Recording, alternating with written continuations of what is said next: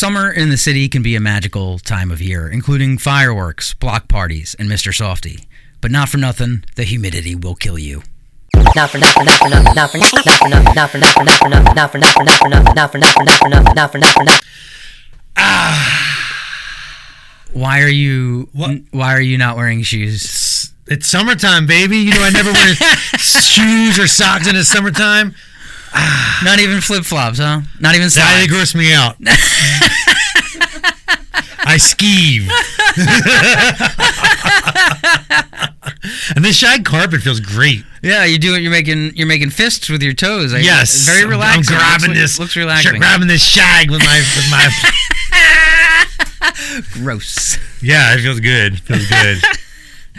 Oh man, so I guess you were a shoeless kid in the summertime. Well, were you a summertime shoeless kid? Not in the city. No, I would never take my shoes off. But down the shore, you were a shoeless kid. Absolutely. Even on the sidewalk, even off sidewalk, beach, ocean, boardwalk, Lucy the elephant.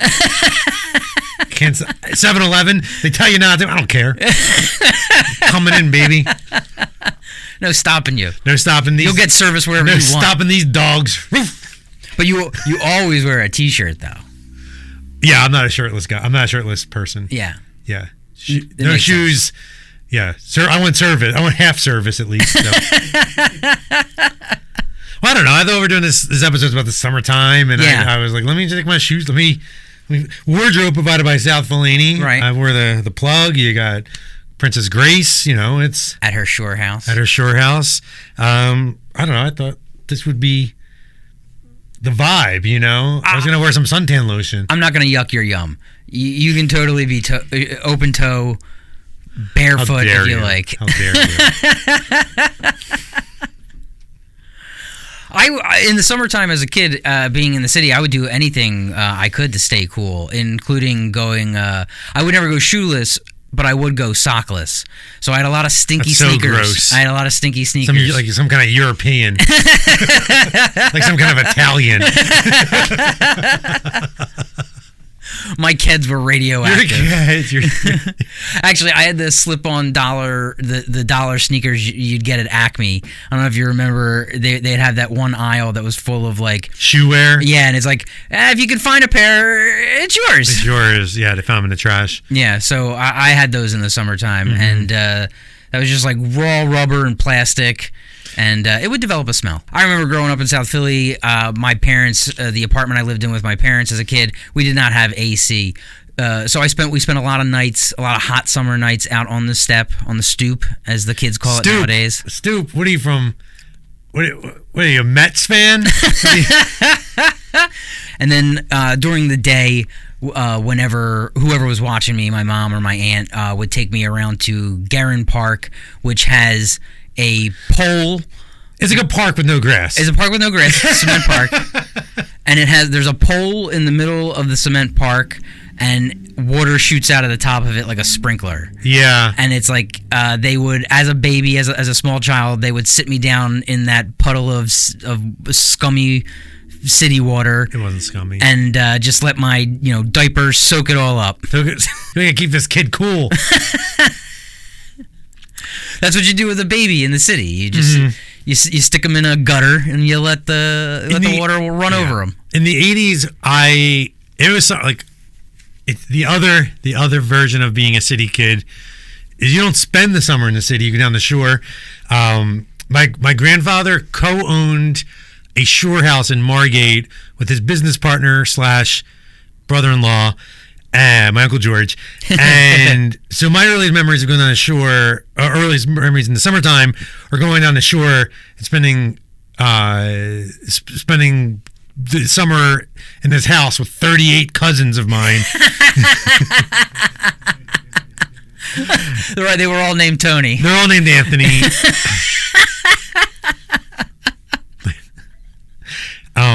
And I'm sorry I had a more charmed 80s life than you.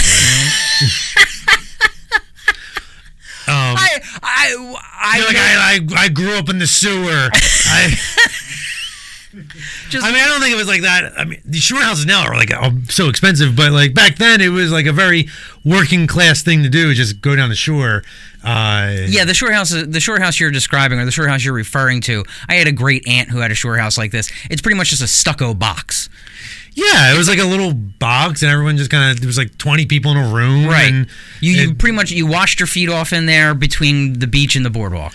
When, when we were kids, like there was nothing going on in the summertime in the city. Like it really, it became like a ghost town a lot in South Philly, the Italian American South Can't Philly speak for community. the whole city. Can't but speak for at the whole least city. in South Philly and Center City. Yeah.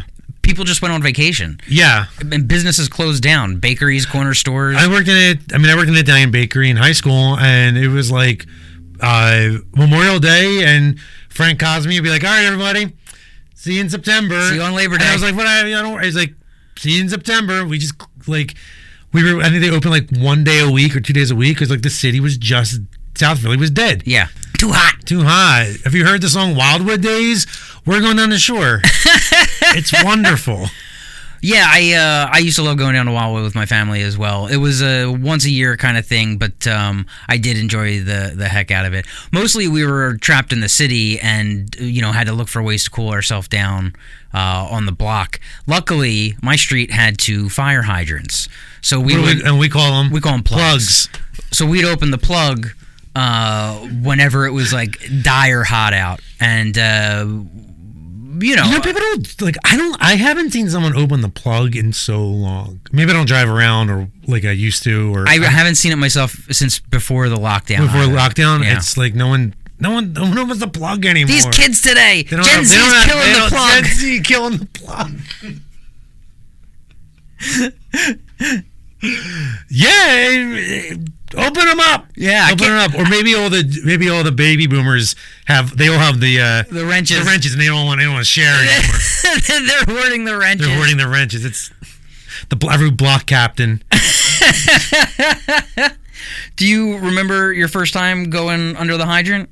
I was probably about 13, and Nick and his Daisy was always like hyped to open the plug. No one's got the plug. Someone got the wrench, and I wasn't as young as a lot of people who did it. But my mom always told me you get polio. Yes, I don't know why, but this is what every adult said when they caught us playing under the plug. Yes, get out of that dirty water. You're gonna get polio.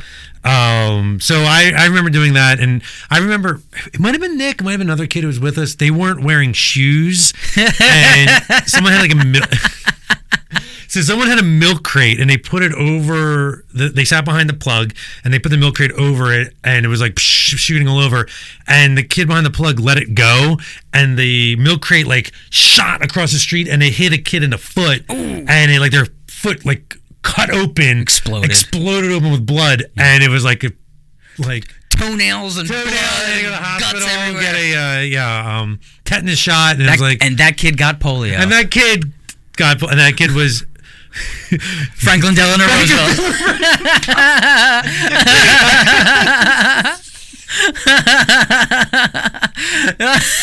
That's so stupid. I'm sorry. That's how it happened. It's the only person I ever heard of or know of that got polio. And he got it under the plug. He got it from playing under the plug. The first time I went under the plug, I was much younger. I was at one of my cousins' birthday parties when I was little, and it was dire hot out. It was just a bunch of I guess they had like a block party thing going on for my cousin, and there was an older lady on the block. She must have been the block captain, and she had the wrench. It was the only responsibility of a block captain. Yes. It's just like you have the wrench. Yeah, if there's a fire, the bucket brigade can get going, I guess. I don't know. I don't know why someone on the block needs it. It's a fireman's wrench. It's for firemen to open the plug. So this older lady on the block, all the kids called her Grambo, like Rambo. And she came out of the house, and they were chanting Grambo, Grambo. And she came out of her house with the wrench lifted over her head triumphantly. Yeah. And she spun the hydrant on for us, and we lost our minds, and we played under the plug for the rest of the party. That's awesome. Yeah. So Grambo introduced us to That's so funny. And then after I learned about that, I learned that there was a fireman's wrench. I learned that you could do it with vice grips, and so that had been hard, but I could see how it's possible. Oh yeah, well, there was an older kid on my block who I guess his dad they were in his dad's toolkit. And Yeah, that's how we ended up doing it on my street. That's so funny. You know, as some people may know, I was a production assistant for a year, and one of my first gigs was I was working on Live 8, and then one of the jobs they were like, go pick up ice. It was me and this other PA, and she wasn't from the city, and we saw these kids playing under the plug, and they were like spraying cars, and she said, oh my God, it's just like a rap video. I was like, what did you say? I was like... I guess something people might not understand about what's so cool about playing under the plug is that it's just awesome to do something you're not supposed to be doing. Yes, it's slightly illegal. Yeah, they're not going to throw you in jail for it, but you're definitely scofflaw at that point. It's a little bit worse than jaywalking. Because you're allowed to open it, but for certain reasons, like you're allowed to like wash your little street with it. But and then like I wrote down like there was also like a rule that if you could open the plug if you had a sprinkler that the fire department would issue this like thing that would screw on to it, like and you could turn on and it would just like shoot like a sprinkler, and they're like, all right, if you're gonna open the plug, you could do it like this. Yeah, because they couldn't get all the wrenches away from everybody. Right, so they're like, this is a way to conserve it. A little bit of water will come out instead of a gushing stream. Gushing stream of water. Yeah, and I remember there was a commercial on TV when we were kids, and it was like, oh no, this house is on fire. Quick, tap the plug. And the firemen go to the plug, and they screw in the hose, and it's empty, and it's like, this one's empty, try the next one. And that's not how plugs work. As a kid, I was like, oh, they're like a tank of water in there. Like, yeah. I was like, how do they refill it? I forgot about that. That is so funny. They straight up lied to us to try and get us to stop playing under the plug. Stop playing with it. Don't play with it. Well, it was awesome.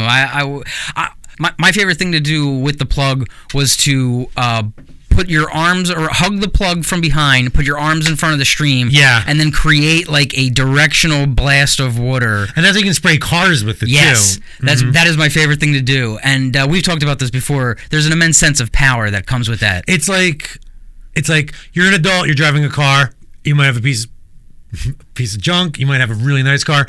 I'm spraying your car. Yeah. Roll your window up or you don't. I don't care. Here it comes. Like you have like this power over an adult, and it's more than a water gun. It's more than a water balloon. It's it's the power of the city. Power of the city. Yeah, take that.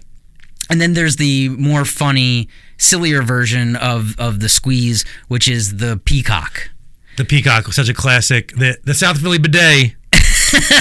It's when you put your butt into the hole and you create a fan of... Oops.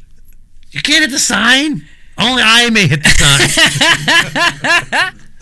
It's when you put your butt into the hole and you create a fan effect of water that arcs over you. Yes. And you become the sprinkler You are the sprinkler, human sprinkler. And everyone dances in front of you. Yes. Celebration of the peacock. The peacock is grazing us. I'm not exaggerating. Like, no, it's such a classic. Yeah. It's such a classic. And then every once in a while, somebody would bring a kiddie pool out. They'd go to Kiddie City, or they Kiddie City, shut up. Or they'd get an inflatable pool. Kiddie City was like the the Philadelphia Toys R Us. Yeah. Just so Lionel Trains. Lionel Trains at Kiddie City. And so if somebody brought out their kiddie pool, they would like put it in front of the hydrant in front of the plug, and then you get like some extra splashing going on. Yes. That would be like almost like a spa effect. Yeah, a spa. The South Philly spa effect. Pond. Have you ever been shut down? Have you ever been using the plug and then been shut down by the police or the fire department? No. And you had like, we've been doing this show, we have this like the 8th episode. You ask a question and I'll be like, no, I've never gotten in trouble for that because I didn't really do that. And you'll be like, oh, I did. Yeah. Look, we just live.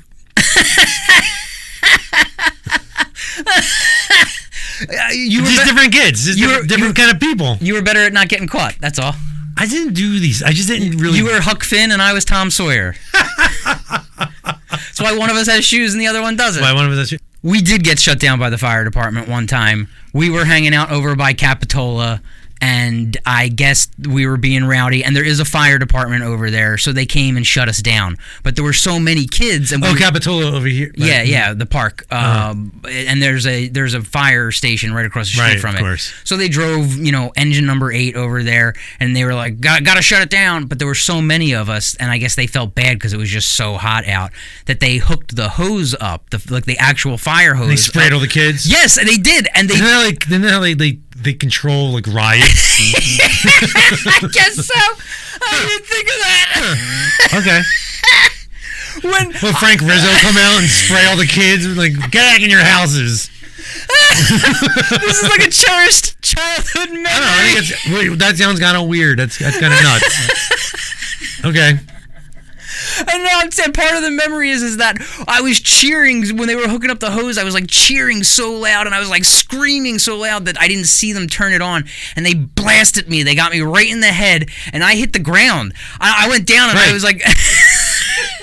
Think about what you're saying.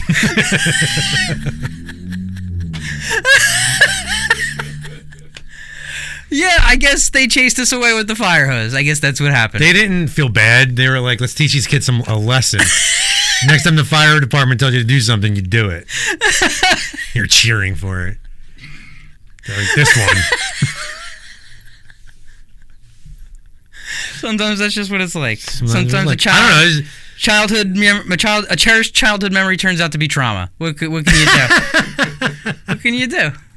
There were so many kids they couldn't control. Like,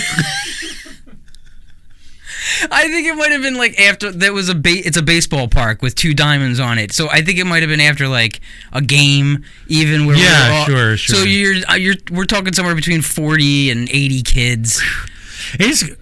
When we were kids, there was like just so many more kids around. There were so many kids like hanging on the corner. Like it was, it was like the Warriors. These gang of kids coming dressed as baseball players. Baseball players, yeah. Come and get one of the Yarbles.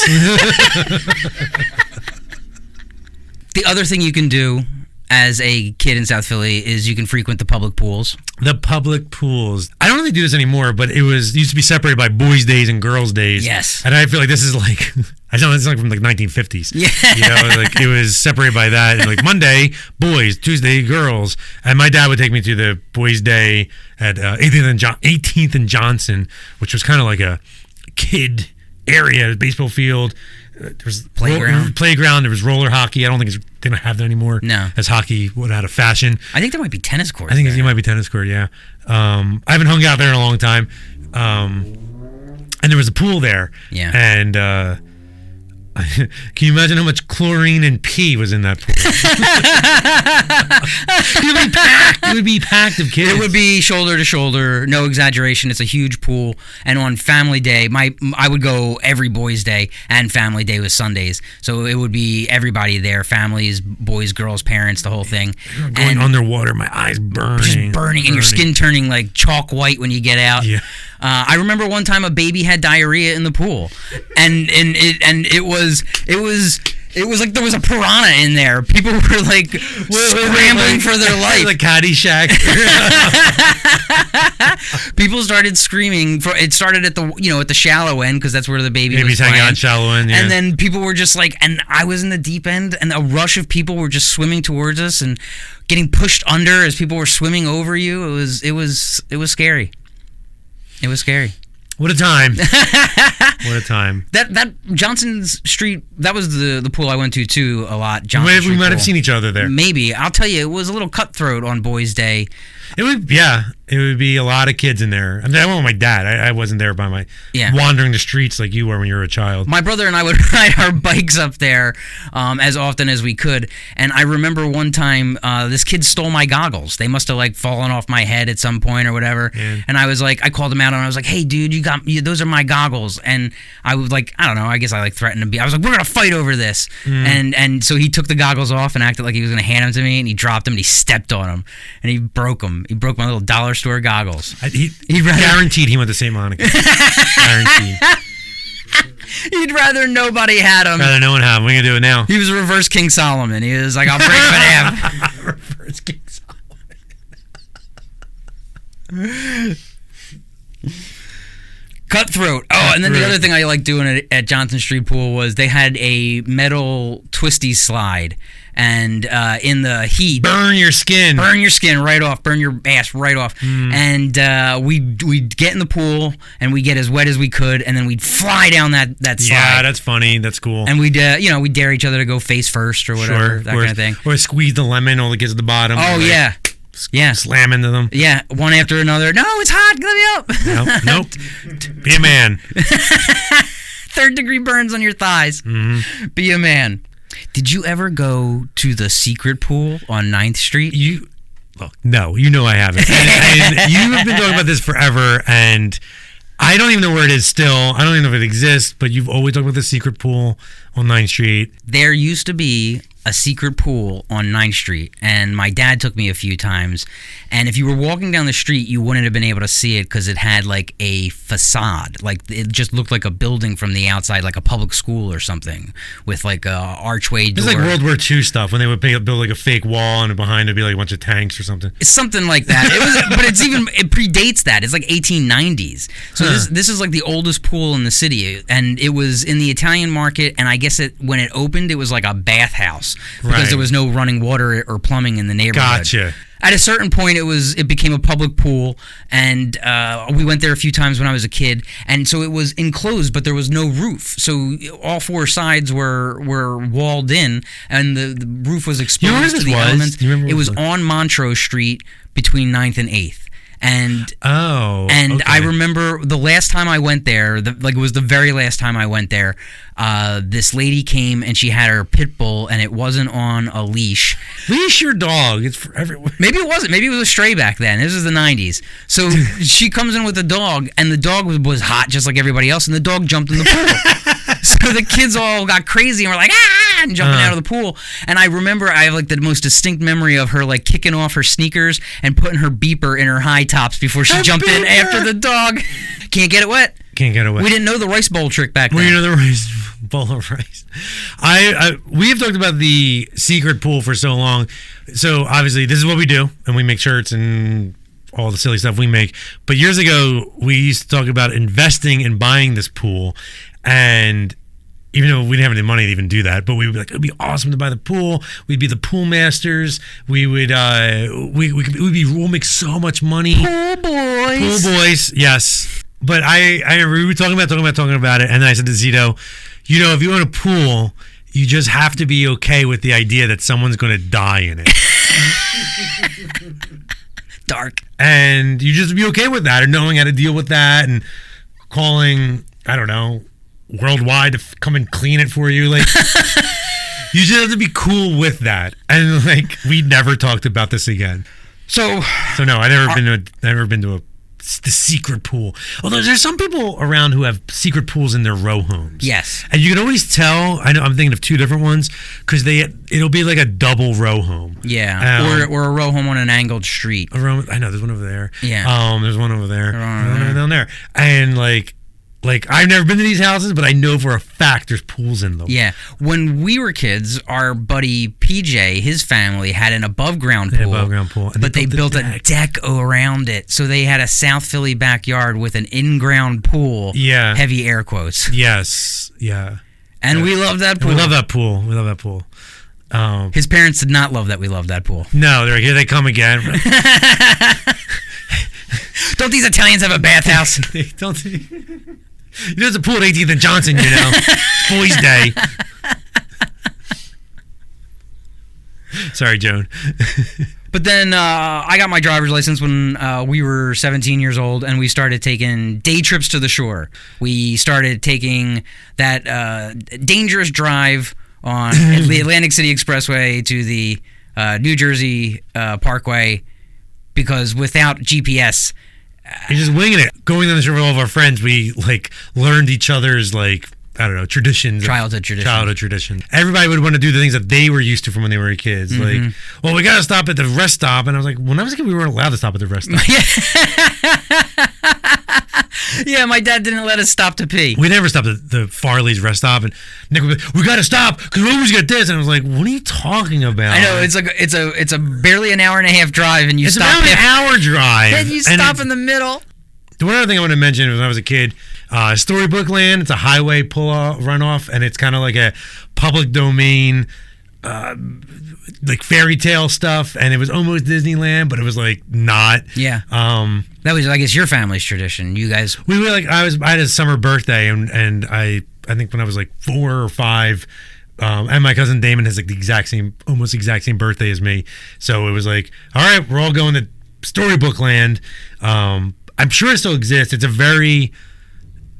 a very mid-century aesthetic to it. It was probably built in the 60s and just maintained. We should do a road trip there. The South Fellini family should go. Yeah, that would be cool. Look for it on the Patreon. Look for it on Patreon. Good bump. I think that's pretty much... That's everything we did to stay cool in the summertime. I mean, obviously there was getting water ice and doing things like that, but as far as... They're obvious. That's obvious answers. I'm glad this episode we can add to the Tony Trov feet database website. On WikiFeet. On Wiki. Your WikiFeet also on page. Patreon. Sign up. It's wonderful. Everybody be sure to update Tony Trov's WikiFeet, his WikiFeet page with new photos from this week's episode.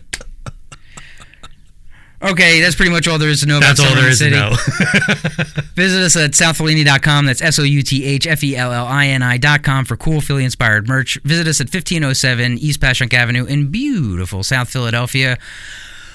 If you want to do some in-store shopping, in-person shopping, look for us listen for us. Find us on Spotify, YouTube, iTunes, and Patreon. That was lightning. I was shooting a gun. Oh, lots of noise. Yeah, stay safe. Tune in. Don't go barefoot in the city. Wear shoes. Wear boots. Protect yourself. Protect yourself. Don't play under the plug. You're going to get polio.